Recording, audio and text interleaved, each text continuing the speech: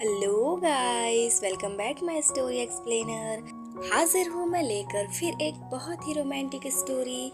Story को last तक जरूर से सुनिएगा और अगर आप चैनल पे नए हैं तो लाइक, सब्सक्राइब एंड शेयर करना बिल्कुल मत भूलिएगा।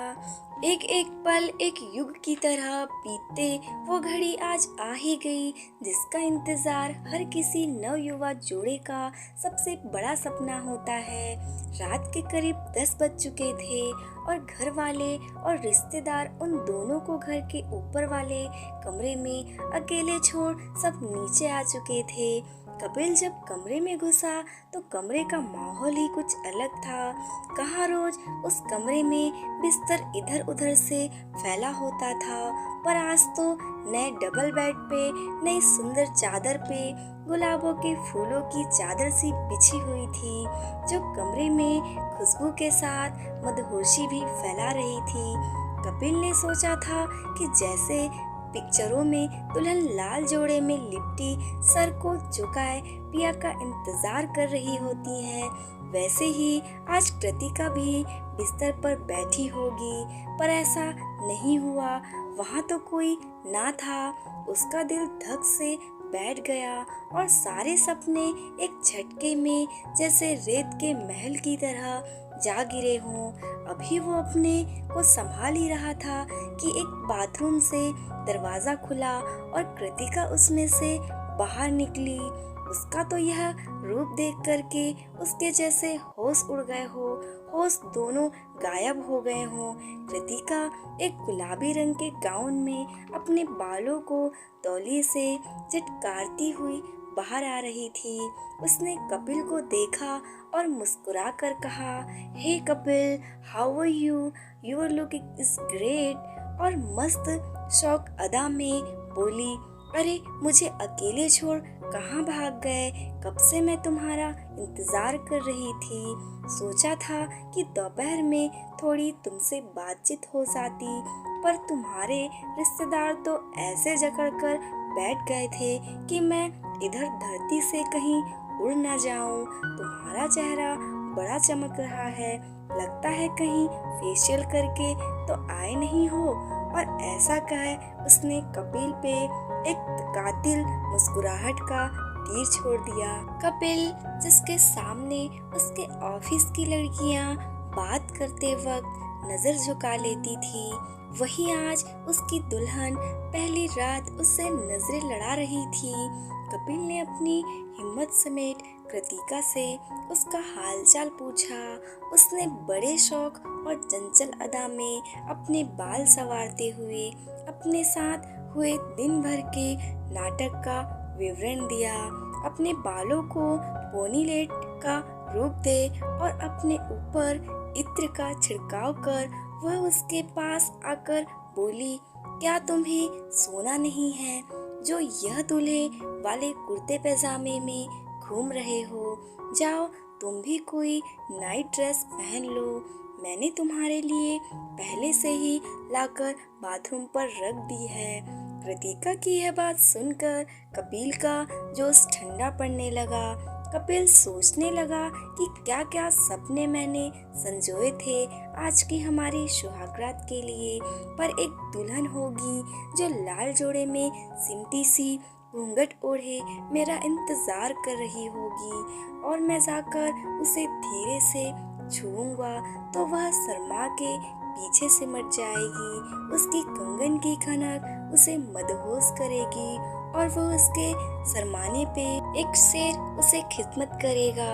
और इतने दिन से सिर्फ इस दिन के लिए ही वह कई से रट रट के बैठा हुआ था। उसने सोचा था कि लड़की अरेंज मैरिज कर रही है तो सुहागरात भी ट्रेडिशनल होगी, पर लगता था नियति को शायद उसके सपनों से ही बैर था। बड़े बुझे मन से कपिल बाथरूम में अपने कपड़े बदलने चला गया। जब लौट के आया तो कृतिका सजे सवरे बिस्तर पे आंखें मूंदे सी लेटी हुई थी। कृतिका को ऐसे लेटता देख कपिल के दिल में छुरी सी चल रही थी। उसे लगा जैसे उसके अरमान की अर्थी सजी हुई रखी है। थके कदमों से वह आकर बिस्तर पर लेट गया, पर थोड़ी देर बाद कंगन खनकने की आवाज आई कि कृतिका ने उसकी तरफ अपने मुंह करते हुए कहा, जानते हो आजकल ऑफिस में बहुत पॉलिटिक्स हो रही है। मुझे ऐसे प्रोजेक्ट में डाल दिया है जहां मुझे अगले महीने सिंगापुर जाना पड़ेगा। सब लोगों को पता है कि मेरी शादी होने वाली है, फिर भी नहीं पसीजे मेरे 2 प्रोग्रामर्स नौकरी छोड़ के जाने वाले हैं और अभी उनका विकल्प भी नहीं मिला है। जब उधर से कोई आवाज नहीं आई तो कृतिका बोली, अरे कपिल, तुम तो सोने लगे। अरे आज तो हमारी पहली पहली रात है, तुम ऐसे कैसे सो रहे हो?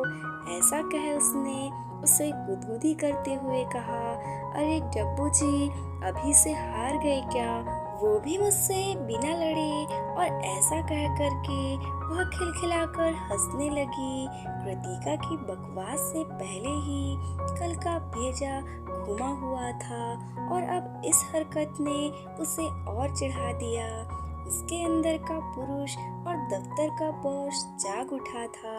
उसने सोचा था, अगर यह अपने को बिल्ली समझ रही है तो इसे समझना पड़ेगा कि शेर कौन है। कपिल बिस्तर से उठा और कमरे पर रखे एक सोफे पर जाकर बैठ गया और कृतिका से बोला, जरा उठ के इधर आओ, तुमसे मुझे कुछ बातें करनी है।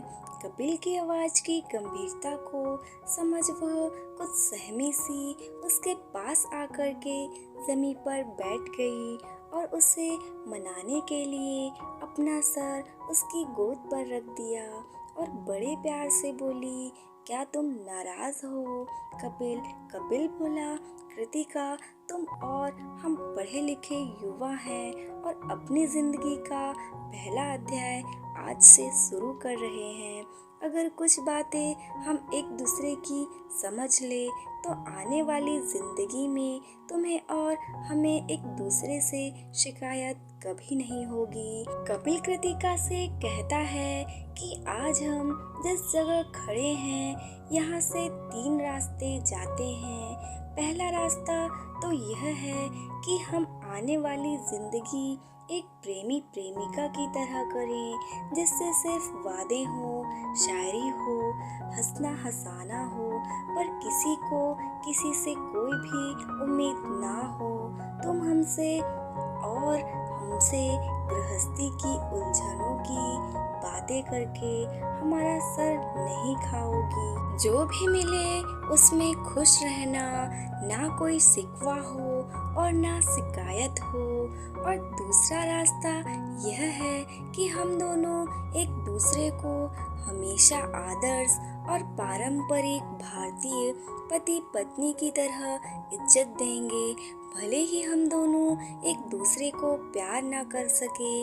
और तीसरा रास्ता यह है कि हम दो दोस्तों की तरह रहें, जिनकी अपनी आज़ादी हो, अपना स्पेस हो। वो कभी किसी के मामले में दखल अंदाजी ना करे। अगर मन मिले तो बोले और ना मिले तो अपने काम से काम। कपिल की बातें सुन कृतिका का दिल बैठ गया और वह रूंधे गले से बोली, क्या ऐसा कोई रास्ता नहीं है? यह 3 रास्ते भी आते हों। कपिल उसकी बात समझ गया और बोला, ऐसा एक रास्ता है, पर उसमें तुम्हें अलग जगह अलग व्यवहार करना होगा। कृतिका बोली, क्या है वो? कपिल बोला, इस कमरे के अंदर तुम और हम प्रेमी और प्रेमिका के रूप में होंगे और इस कमरे की बात हम और तुम बाहर नहीं करेंगे। तुम हमें यहाँ कुछ भी कह सुना सकती हो।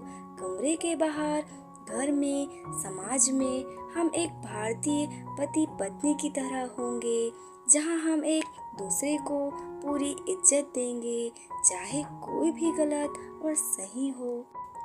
हम कभी एक दूसरे की बात नहीं काटेंगे। जो भी कहना सुनना है वो इसी कमरे में होगा। घर के बाहर हम तुम आपस में दोस्तों की तरह व्यवहार करेंगे। तुम्हारे और मेरे मित्र और रिश्तेदार को हम पूरी इज्जत देंगे और ऐसी इज्जत की अपेक्षा तुमसे भी करेंगे। बाहर तुम और हम दोनों आज़ाद हैं, एक दूसरे की बात रखने के लिए, ना मानने के लिए। इसमें कोई बड़ा छोटा नहीं होगा, दोनों को बराबरी का हक होगा। बोलो, तुम्हें क्या ये बात मंजूर है? कपिल की बातें सुन कृतिका का मन खुशी से झूम उठा और बोली, तो अब क्या इरादा है? कपिल बोल, अब यहाँ तो हम प्रेमी बनकर आए थे, पर तुम तो दूसरे ही रूप में हो।